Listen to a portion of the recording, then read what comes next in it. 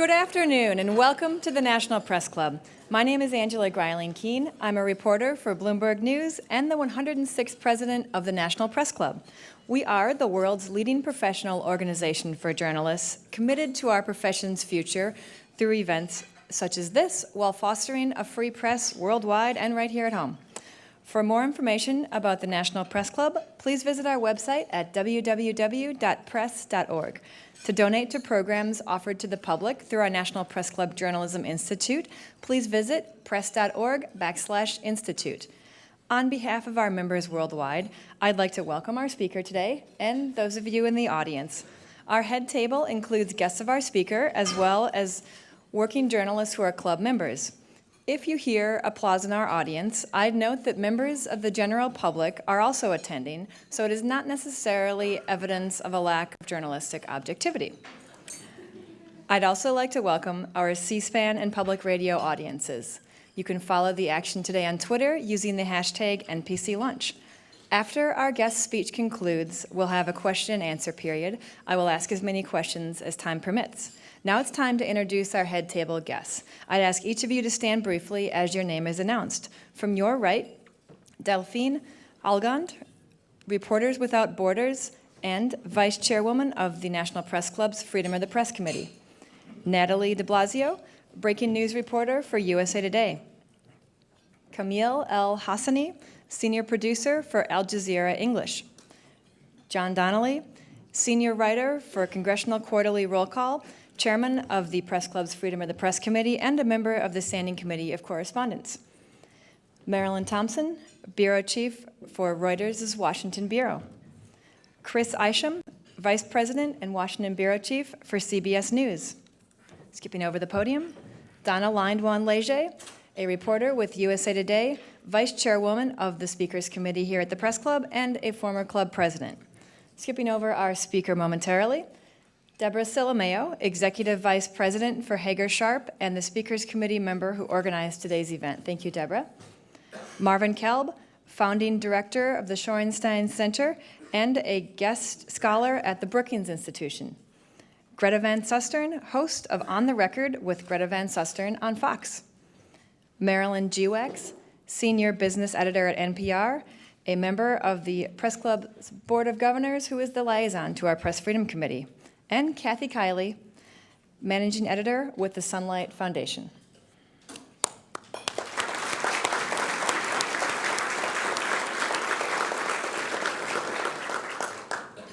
In May 2012, the Associated Press reported on a CIA operation in Yemen that stopped an al-Qaeda plot to detonate a bomb on an airplane bound for the U.S. A year later, in May 2013, the Justice Department notified the AP that it had secretly obtained phone records for work, home, and cell phone numbers of some individual AP reporters, as well as for bureaus in New York, Washington, and Hartford, Connecticut, and the House of Representatives Press Gallery. Some 20 phone lines assigned to the AP and its journalists in April and May 2012 were tracked. The Justice Department did not explain why the phone records were seized. Our speaker today, Gary Pruitt, the president and CEO of the AP, responded immediately. He wrote to Attorney General Eric Holder, calling the seizure a, quote, massive and unprecedented intrusion, unquote, into the news-gathering activities of the AP. Mr. Pruitt said the action interfered with AP's constitutional rights to gather and report the news. Mr. Pruitt speaks not only as the head of one of the world's largest news-gathering organizations, but also as a First Amendment lawyer. His career as a freedom of speech lawyer led him to a position as general counsel for the McClatchy Company, the third largest newspaper company in the U.S.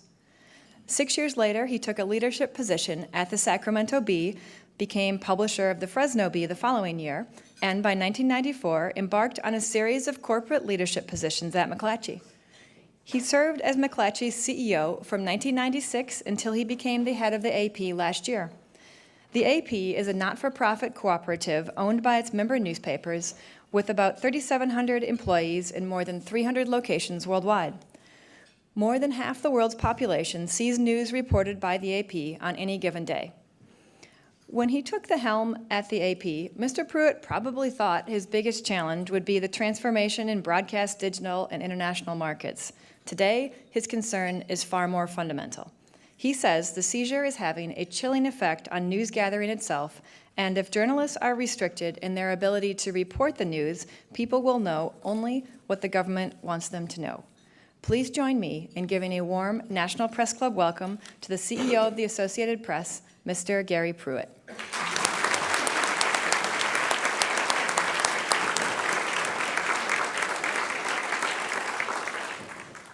Thank you, Angela, and I want to thank the National Press Club for inviting me today, and I want to thank them for the really cool cupcakes that they put together with all the logo through the years of AP.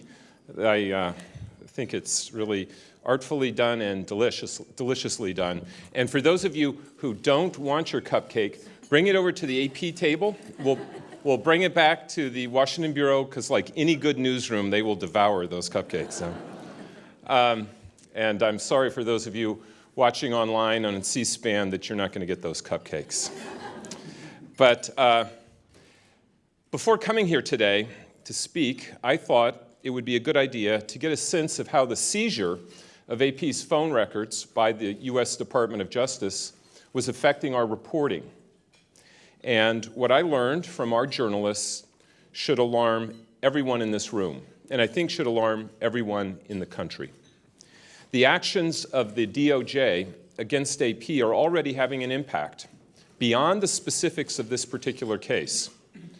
Some of our longtime trusted sources have become nervous and anxious about talking to us, even on stories that aren't about national security.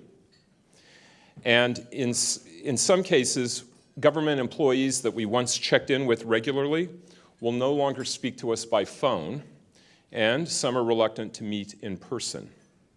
In one instance, our journalists couldn't get a law enforcement official to confirm a detail that had been reported by other media. And I can tell you that this chilling effect is not just at AP. It's happening at other news organizations as well. Journalists from other news organizations have personally told me it has intimidated sources from speaking to them. Now, the government may love this. I suspect they do. But beware the government that loves secrecy too much. Today, I want to provide you on the latest news from the front on the seizure of AP's phone records by the Department of Justice, what AP is doing about it, and the implications for us all. So let me recap how this all started.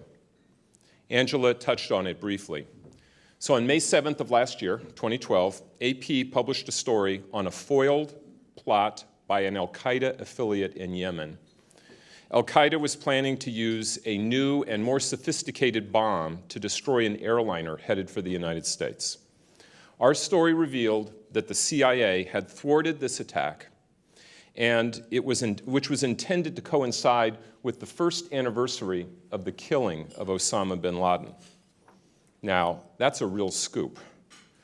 And it was broken, incidentally, by two longtime AP national security reporters who shared last year's Pulitzer Prize for investigative reporting. It was not, however, a story that was a surprise to the US government. As the story itself pointed out, AP had held the story for 5 days at the government's request because that sensitive operation was still ongoing. And then only after the administration had reassured us that the national security risk had been allayed, had passed, did we release the story. AP acted responsibly. So the story was important on its own merits. That's a big story. Americans have a right to know that such an attack was being plotted and that their government was able to prevent it. But the story also brought into question a statement made by White House Press Secretary Jay Carney. Just 2 weeks earlier, Carney had said, "We have no credible information that terrorist organizations, including al-Qaeda, are plotting attacks in the US to coincide with the anniversary of bin Laden's death." Yet, here was AP finding that, in fact, the CIA has been right in the middle of foiling exactly such a plot. It turns out that the person who was to carry the bomb was a double agent, working with the CIA, the Saudis, and the British. Now, some have argued that AP got the context wrong, that this was never an al-Qaeda plot, but a CIA scheme from the outset. But I can tell you that interpretation strains credulity. This was an al-Qaeda operation. Al-Qaeda constructed the bomb, and its agents were working to activate the plan. So the story received wide attention, as you would expect. And soon after, the Department of Justice announced that it was launching a leak investigation, and it appointed a U.S. attorney to take it on. Now, fast forward 1 year. Last month, on Friday, May 10th, we received a letter from the Department of Justice informing us that it had secretly seized the records for 21 AP phone lines, which we now know was over a 40-day period around the same time that our story was released. So this was an unprecedented intrusion into AP's news-gathering records. We had never seen anything like this before. And it was an intrusion by government officials that was so broad, so overreaching, so secretive, that it violated the protective zone that the First Amendment provides journalists in the United States.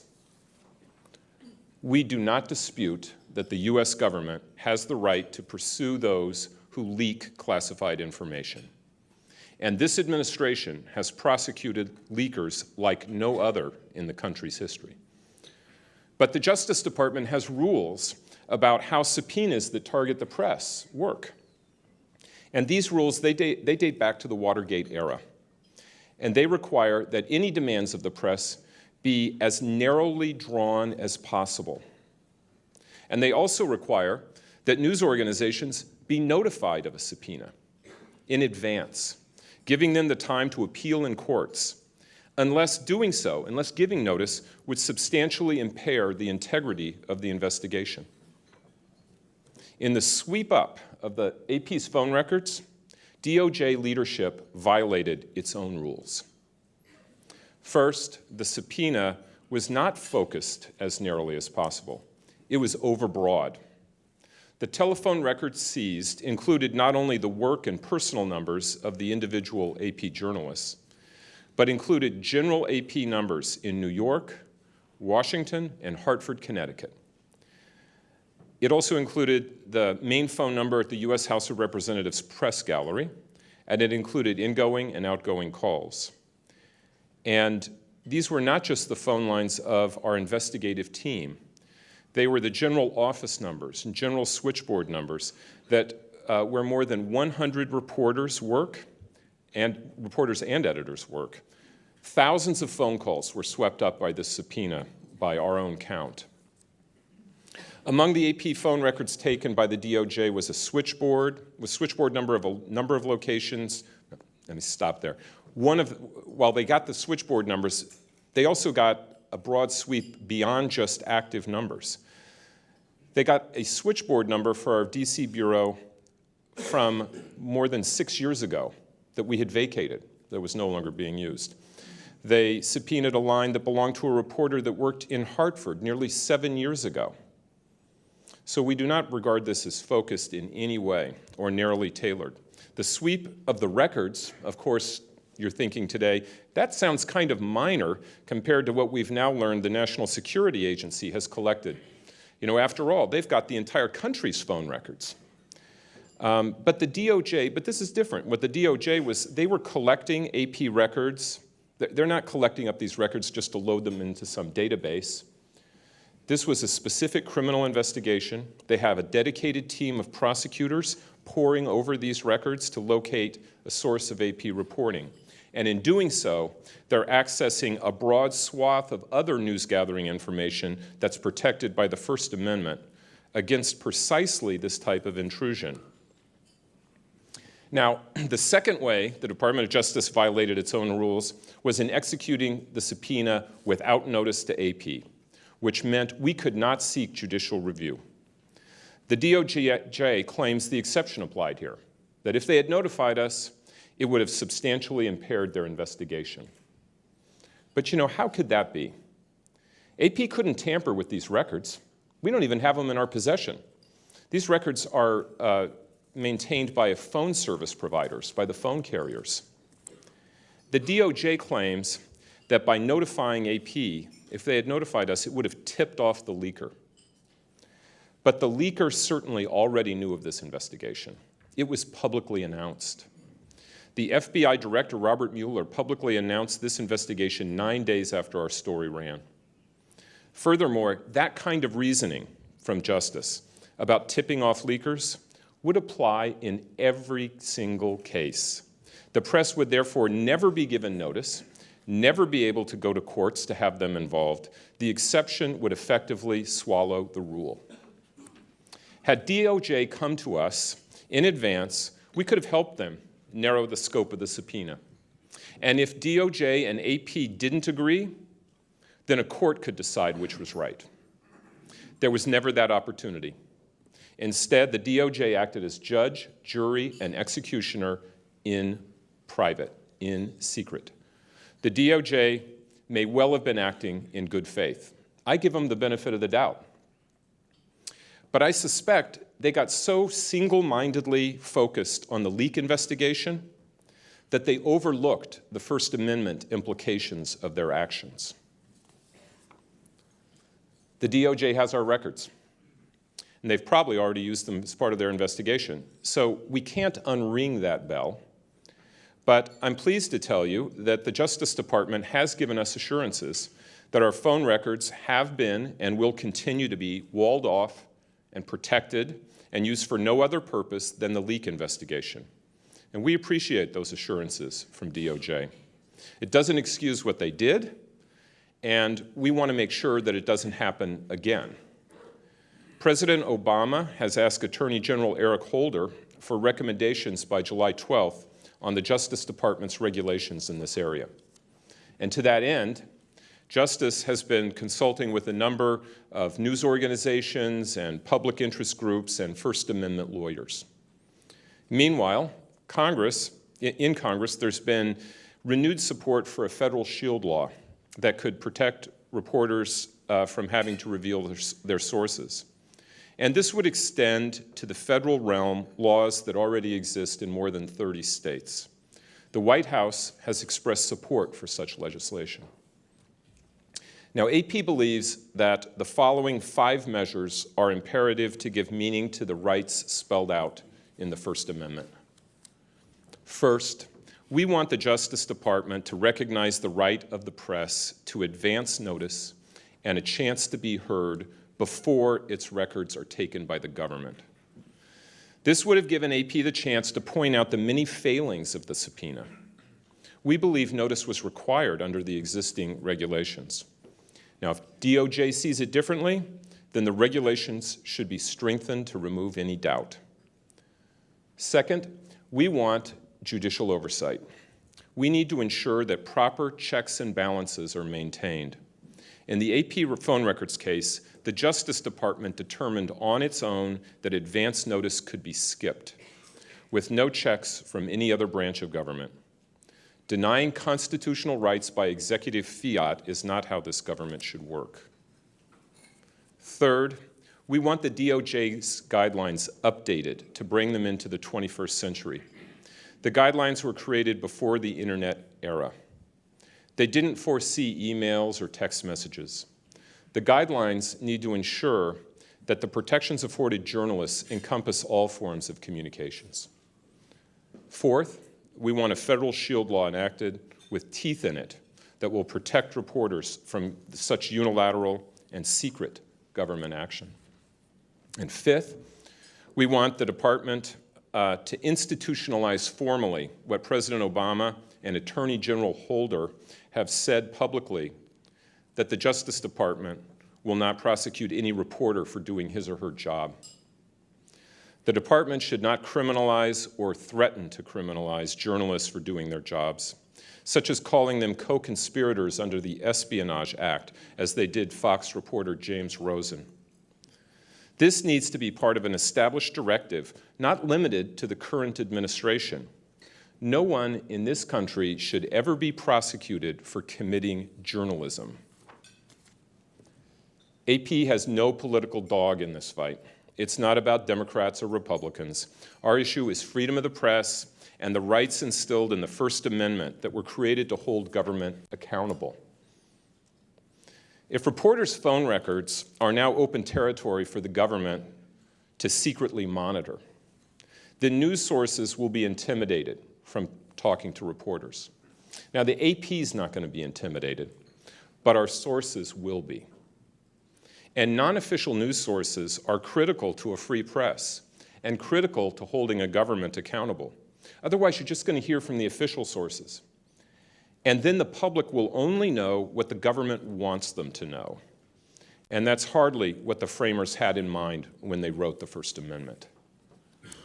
Now, this month's headlines, if they show us anything, show us just how much power and information the government has, and why a robust free press is more important than ever. This issue resonates far beyond America's borders. The freedom of press enshrined in the U.S. Constitution has been a model and an aspiration for nations and people around the world. The DOJ's actions could not have been more tailor-made to comfort authoritarian regimes that want to suppress their own news media. The United States does it too, they can say. It should not be this way. A free and independent press is fundamental to a functioning democracy. It differentiates democracy from dictatorship, separates a free society from tyranny. The First Amendment is our collective covenant that freedom will flourish on these shores. We should all be concerned by the apparent failure by the Justice Department to recognize how its actions threaten that fundamental freedom. Thank you very much.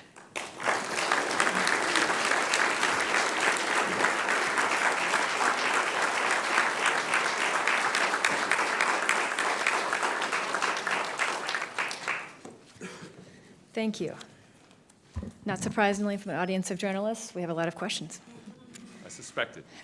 You said in your remarks that the DOJ violated its own rules, and of course you talked about its effort right now to update those rules. Do you believe that their revisions will make a difference in how they carry out their practices?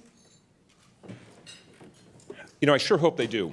I can tell you that over the past 4 decades, the greatest protection afforded reporters in this area has been through these guidelines, through these Department of Justice regulations. And so that's why it is the focus of AP going forward and other news organizations that they be updated and they be improved. And so I think it was appropriate that the President asked the Attorney General to look at these regulations and come forward with improvements and recommendations. So all of us in the media and everyone in the country should look with interest upon what happens on July 12th and what improvements and updates to those regulations, how they are updated.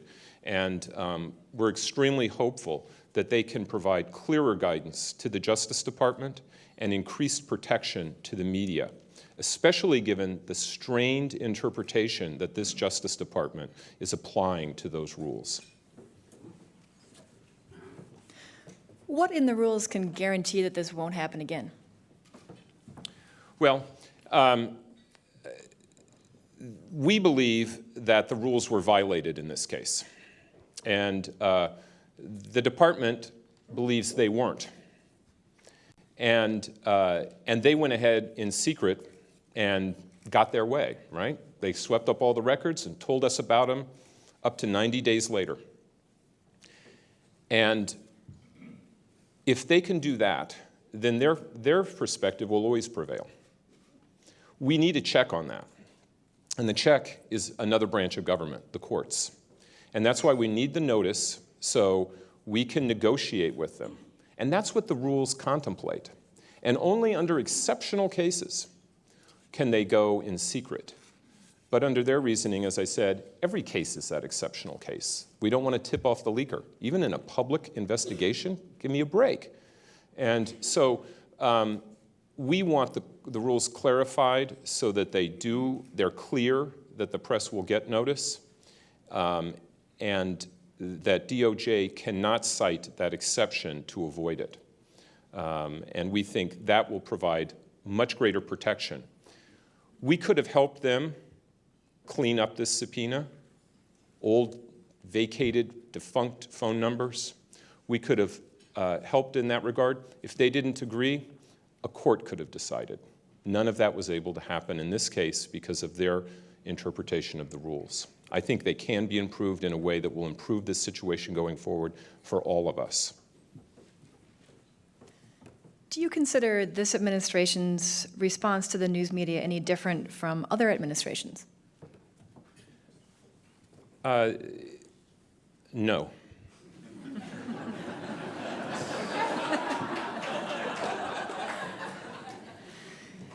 Then why is it getting more attention now, and why are we seeing these highly publicized instances?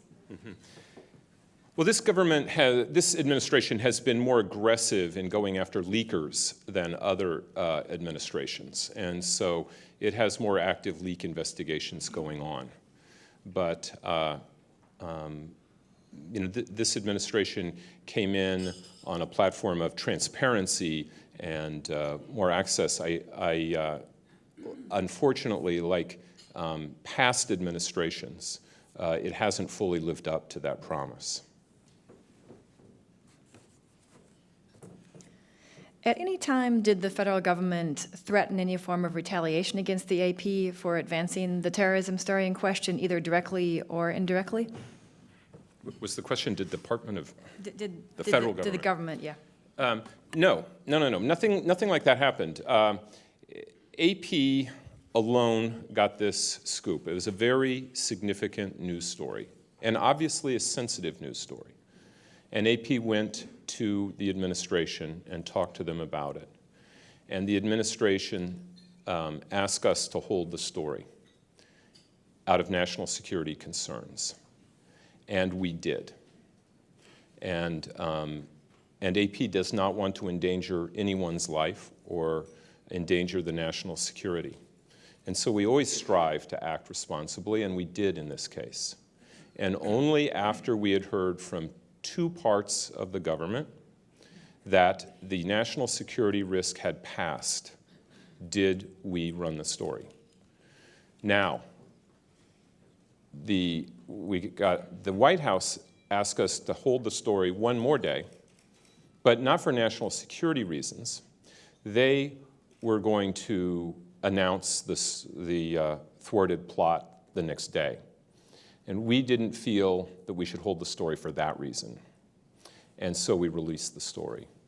But we did not hear from either that in any way the national security was compromised, nor did we get pushback from them for running the story.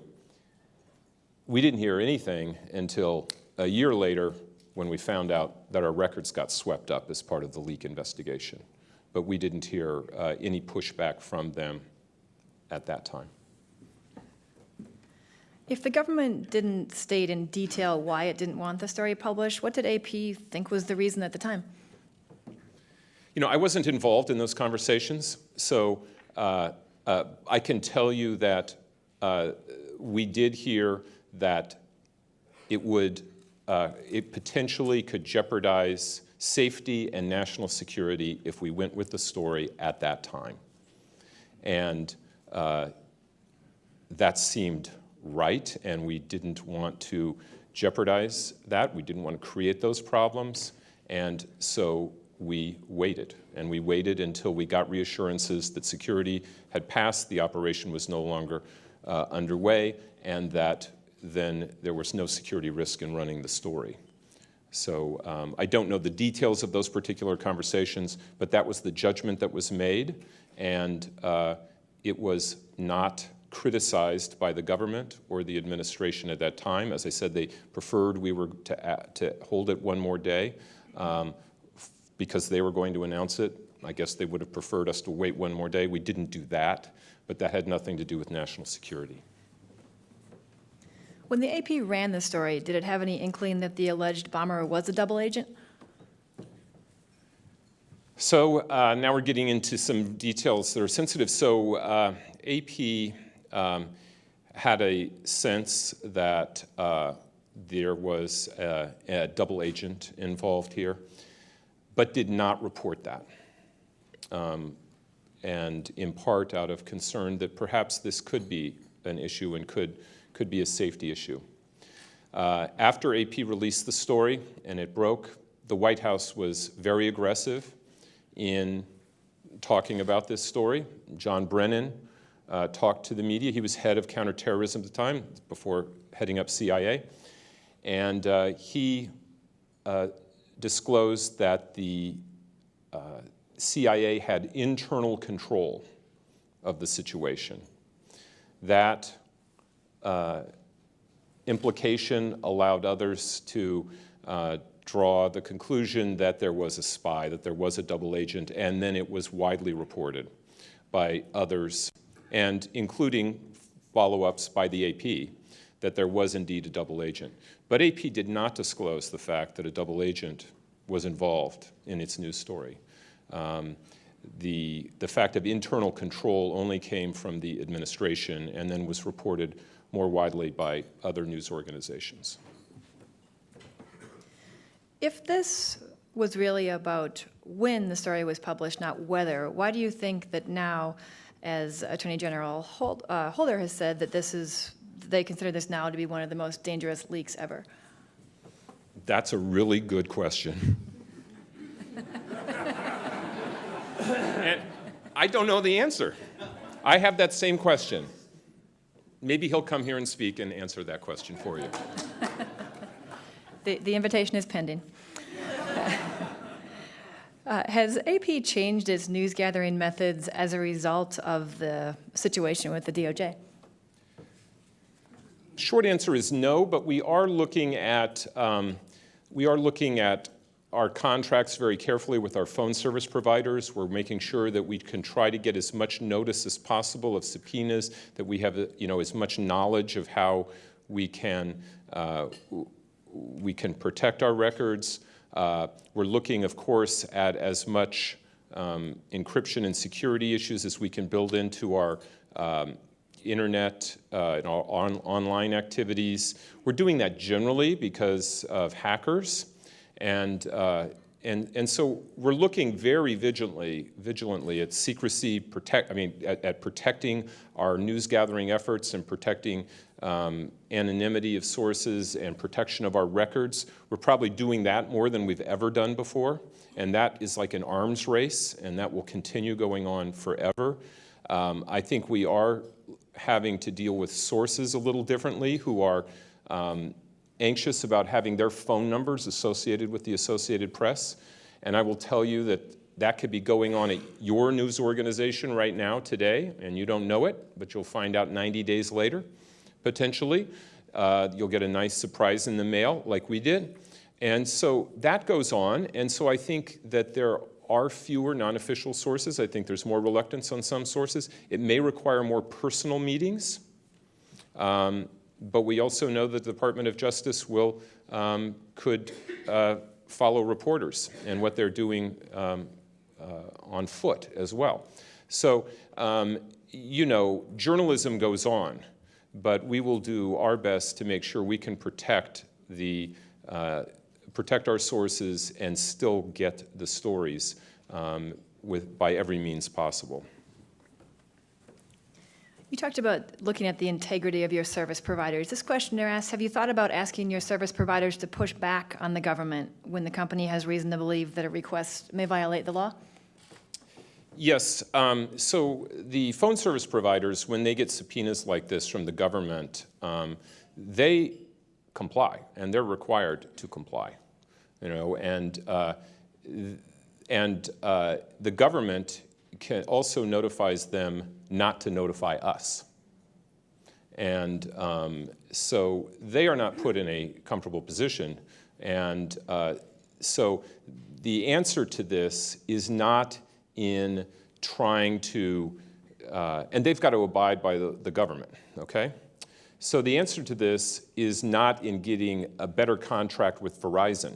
It can help, but that's not the answer. The answer is getting better guidelines at the Department of Justice. What do you think about the public's reaction to all of this? Does the general public outside of the media community understand what this means? I think the reaction has been incredibly gratifying to this story. I got to tell you, I didn't expect it to be this big a story. I knew it would be a news story. I didn't think it would be this big a story. Now, it could have been for several reasons that it was, it's the third scandal with Benghazi and IRS and all that. There may have been a lot of reasons for it, but it got more attention than I thought it would, because I thought maybe it would just be regarded as sort of a pure press issue. But I was very pleased that the American public saw it as a broader issue, an issue of, is the government harassing the media? Can this affect us? Does this affect us? Does it violate the First Amendment? That is a good debate to have. That's a good issue to surface in this country. And I was very pleased that it did. I think the Justice Department, I suspect, was surprised by the reaction. And that may be the biggest protection we have against this happening again, because I don't think they want that backlash again. I sure hope not. And I hope it prevents them from doing this again. But we were pleased to see the reaction. And I do think this has gotten traction worldwide, not always to the benefit of the United States, as I said in my speech.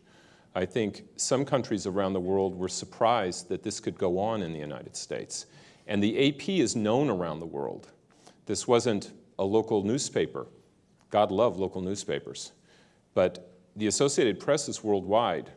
And when countries around the world and press agencies around the world heard that the US government was doing this to AP, they were shocked, they were surprised. We received an enormous outpouring of support and surprise that the US government could do this. And so we've been pleased by it. I was surprised by a little surprised that it became such a major story, but I was very pleased that it has been, and as I said, I'm hoping that will act as a preventative for future actions by the Justice Department. This questioner asks how to better engage and mobilize the public. You said that they are engaged and mobilized, but everything is fleeting. The questioner notes calls for arrests of Guardian and Washington Post journalists from a few members of Congress. How do you keep this story at the forefront of public attention? Well, it's I know some of the polls show it doesn't resonate with the public like the IRS scandal does, and that's not surprising. You know, come on. The IRS will resonate with everyone in a different way. But I think it's important for the media to point out how this affects the people, not just the media. And it's not just about the media, but it is about holding the government accountable. The government has never been more powerful. Technology gives the government power that it could never dream of before. But that's all the more reason why the press needs to be stronger as well. And we need, because we are the surrogate of the people. That's the only way the public will be informed. And I think we have to couch our arguments and our approach and our positions in terms of the people and why it's important for them. And yes, these stories do come and go, but I'll tell you something. When people sense that the government is overreaching and it offends their sensibilities, they rise up, they speak up, and that happened here. And I was wrong, because I thought, oh, this will be not so big a story. Boy, I was wrong, and it was great. And this did resonate, and I think this will have impact.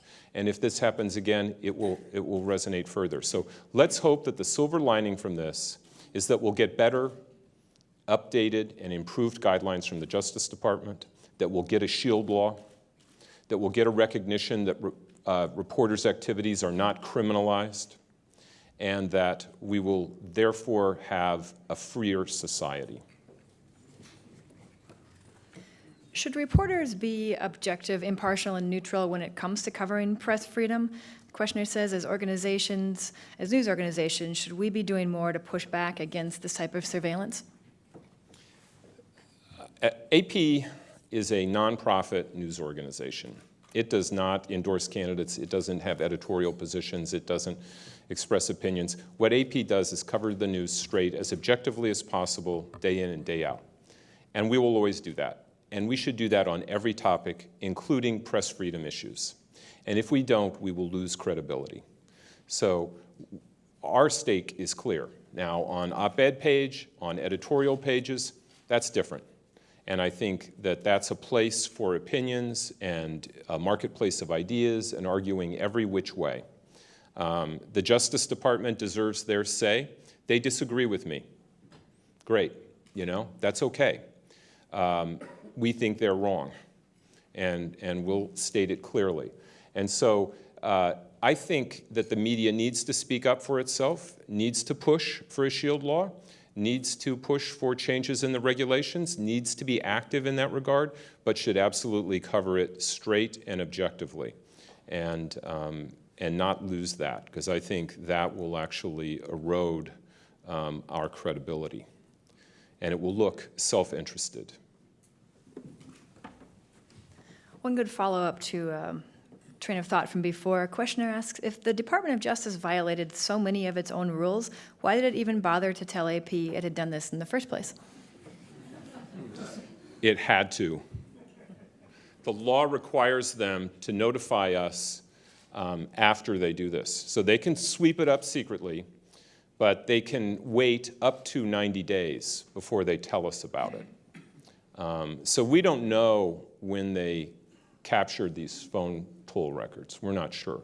But we know that it was, should have been within 90 days of when we got the notice. So we got it on May 10th. So it was sometime in the 3 months prior to that they got the toll records. So they had to do it. So they knew that it would get public eventually. But it was public after they had already obtained the records. And we had lost all opportunity to try to narrow the focus of the subpoena or get a court involved to sort out how it should be, what the proper scope of that subpoena should be. So we lost all those opportunities. We got notice, and as I said, can't unring that bell. Walter Pincus, in his Washington Post column, argued that because the story was a national security risk, it should not have been published. What do you think of his take on the story? I respect Walter Pincus as a reporter greatly. I think he's wrong on this one. I think that we were very concerned about national security, and we handled it responsibly. And we were not criticized by the administration in releasing this story and running this story.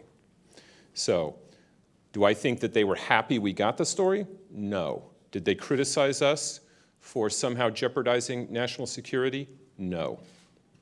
And I think if that comes up now with over a year later, that's more suspicious to me. But we did not hear that at the time. I think AP did act responsibly. The White House announced it the next day. I don't know if the White House was going to announce, when and if the White House was going to announce that absent the AP story. I just don't know. Questioner asks, if revealing classified information is a crime for a government employee who's sworn to protect such information, why shouldn't it be a crime for a reporter to publish it?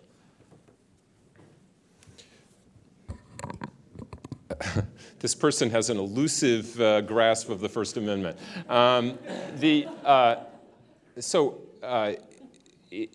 Government employees,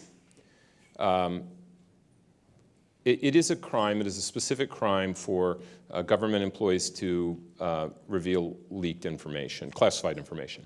This is a complicated issue, right? We all know that information in the government is over-classified. There's way too much information that's classified. A lot of information is classified that shouldn't be classified.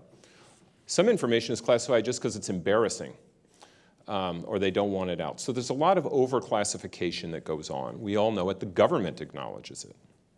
And post 9/11, when one of the criticisms was that our intelligence information was siloed, and that we needed to connect the dots, and we needed to have a more integrated intelligence network to prevent terrorism. So we did. And maybe that's helped prevent terrorism. It could well be. But what it's meant is millions of people have access to classified information. Millions. Almost a million contractors, not even federal employees, have access to confidential information. And low-level people have access to confidential information. Privates in the military can release loads of information to WikiLeaks. Government contractors that dropped out of high school can release massive amounts of information. That's going to happen. When you've got 3 million people having classified clearance, you're going to have leakers. It's inevitable. It's going to keep happening. And so, like I said, we don't challenge the government's right to pursue these investigations. They have that right. It's a complicated issue. We're not taking a position on that, one way or the other. The administration, the Justice Department sorts that out for themselves. They make their own determinations as to what leak investigations they're going to pursue. Our quibble, in this case, was how they went about it, how they conducted that investigation. And that's what we want to keep the focus on. It's a free press issue for us. And when a journalist does his or her job, our job is to ask questions, to find out information. And when we find out that information, and we're doing our jobs, that should not be a crime. We agree with President Obama when he said that. We agree with the Attorney General when he said that. In fact, we think that should be clear in these guidelines and in their rules, that this should be something that we don't have to ask every questioner about. That we think that's embedded in the First Amendment, that journalists doing their job, finding out information, that should not be a crime. In fact, that's what we rely on to hold government accountable. That's what we rely on to have a free press so that we can be an informed public, so that we can have a robust debate about the marketplace of ideas. The United States is not afraid of that. And we shouldn't become afraid of that. The United States should welcome that, welcome those debates. As the president said, he welcomes this debate. Okay, we do too. So let's have that debate, and as a society, decide on it. But you can't have the debate if you don't have information. And we need journalists to do their jobs without fear of being prosecuted for doing their jobs. Because then not only will our sources be intimidated, but the journalists will be intimidated. I don't want to live in that country. Do you know if any of the sources for the story in question have been punished by the government? Do I know, I'm sorry, that? Whether any of the sources for the story that led to all this have been punished? I don't know who the source or sources were of our story, and I have no idea of their status, but the investigation is ongoing. So I know that there hasn't been any punishment, formal charges brought or anything like that. I'm sure we'll know when and if they are. And another follow-up to the story, did your reporting do any harm to the double agent, and do you care about whether it did? Yeah, of course we care. We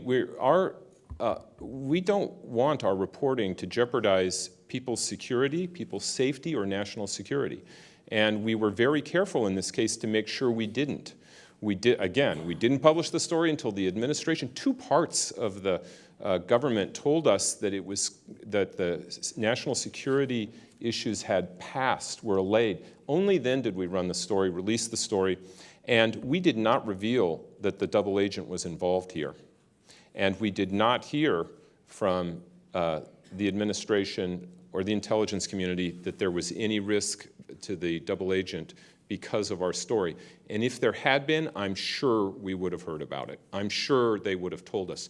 And probably that was the reason they wanted us to hold it. I don't know, but that probably was, and we did.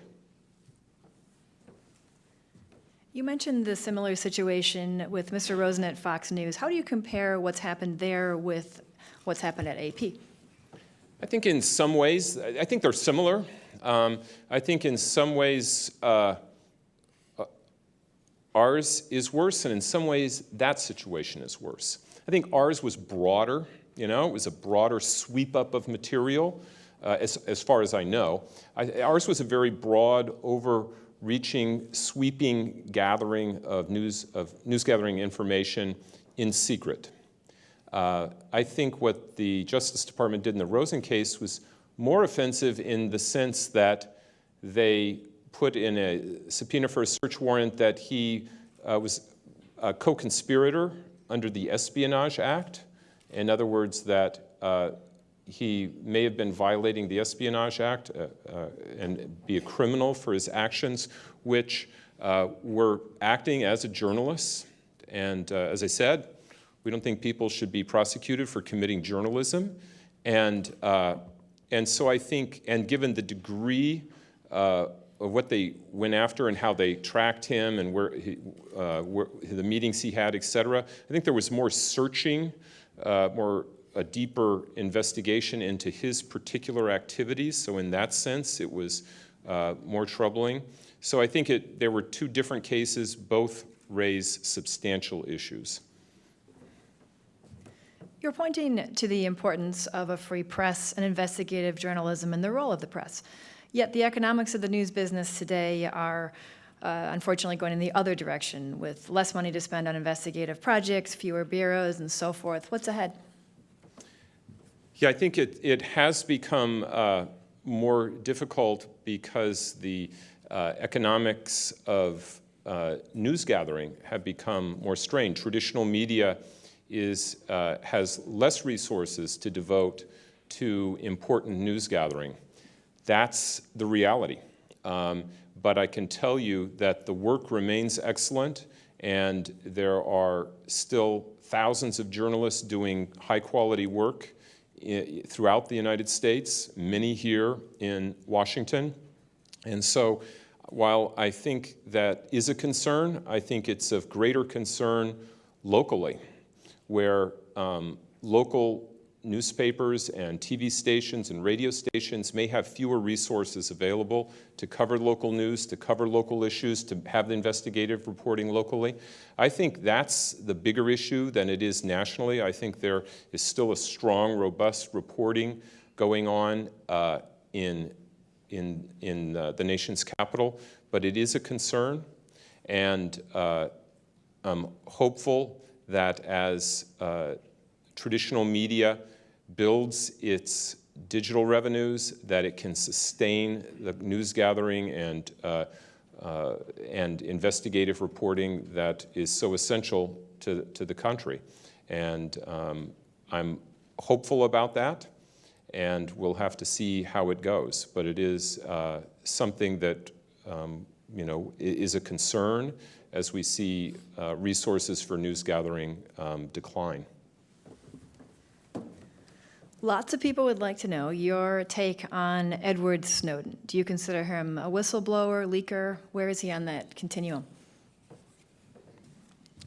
I'm not going to speak to that because if I do, that sort of becomes one of the what gets reported about what I said here today. And my opinion of Edward Snowden, frankly, is not that important.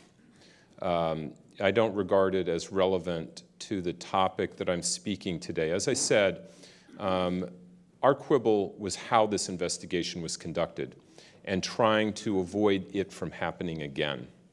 And my particular view of one particular person or another is not terribly relevant.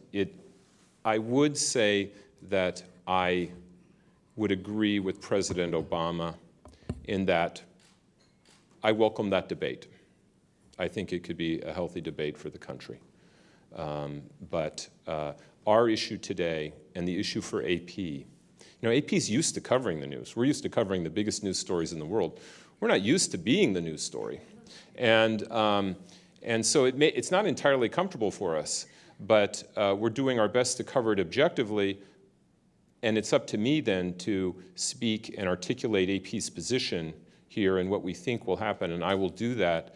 But we also understand that it's not our position to go out and mouth off about every issue.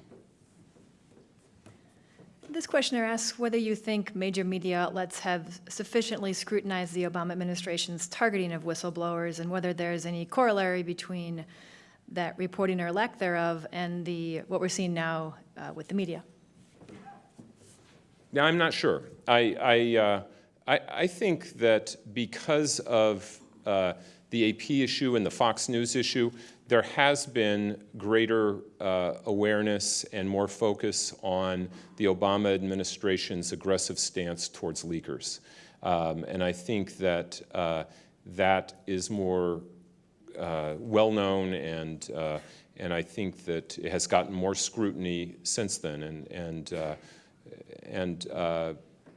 So I think it may not have gotten much attention before. I think it will get more attention now as a result of these cases, especially if they continue to impinge on First Amendment rights.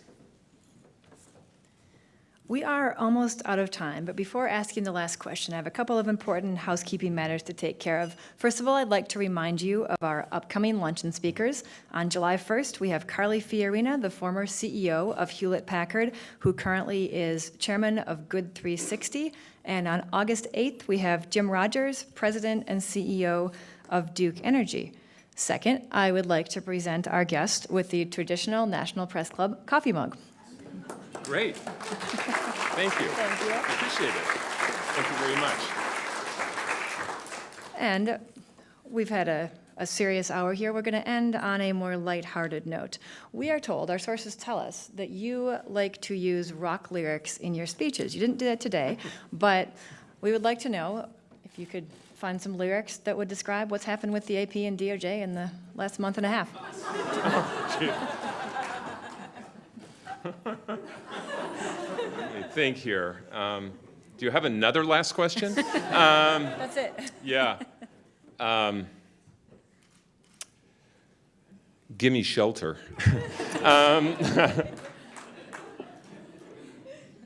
And another Rolling Stones song, This Could Be the Last Time. Thank you very much. Thank you.